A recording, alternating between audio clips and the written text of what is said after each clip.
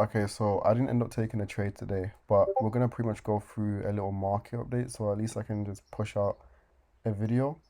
Because I usually don't post like break evens or I don't post no trading days, but I think that's what I'm gonna start doing just for like just to push out some more educational content.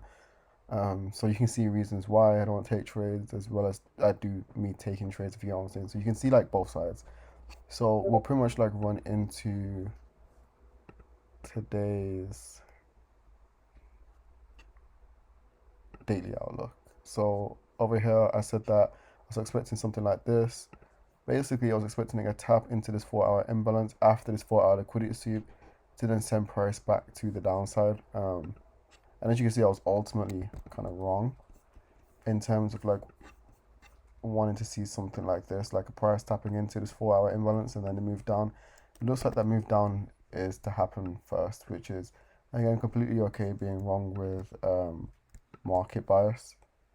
Um, so with that being said, this is when I came over to here, jumped on the call with pretty much the Discord, and I laid out the levels. I did say if you are bear, oh sorry, I said the 4 hour was bearish and the hourly was bullish.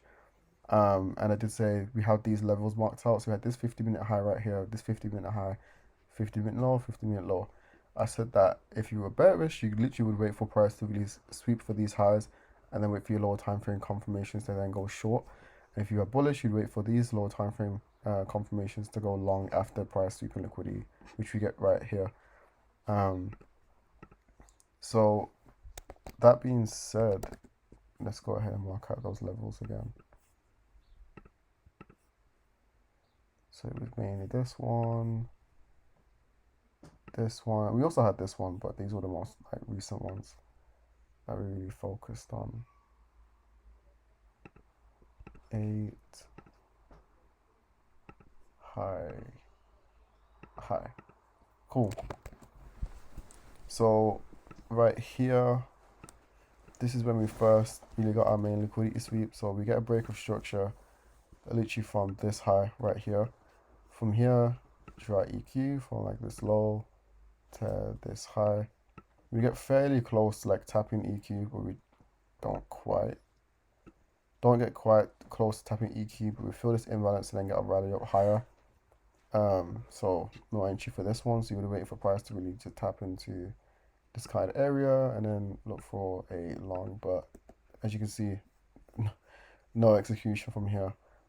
I think another thing I know another way you could have probably gotten is if we really set this internal low. Like if we wicked this, then I would have potentially looked for a way to get into here, but we literally just kind of close past here, which is completely fine. Then we break above this high over here after sweeping this low.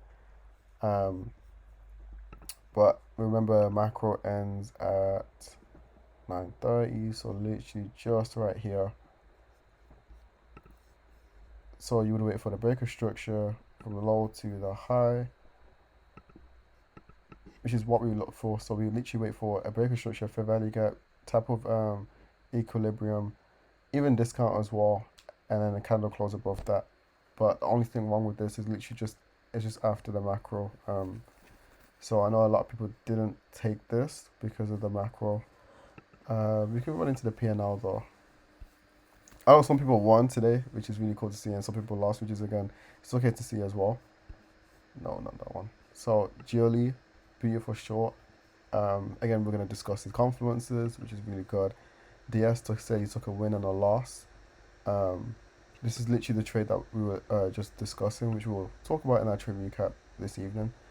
Um, Peaks almost the exact same thing, kind of like just that imbalance a bit lower, which is like just here again, which we'll discuss again this evening.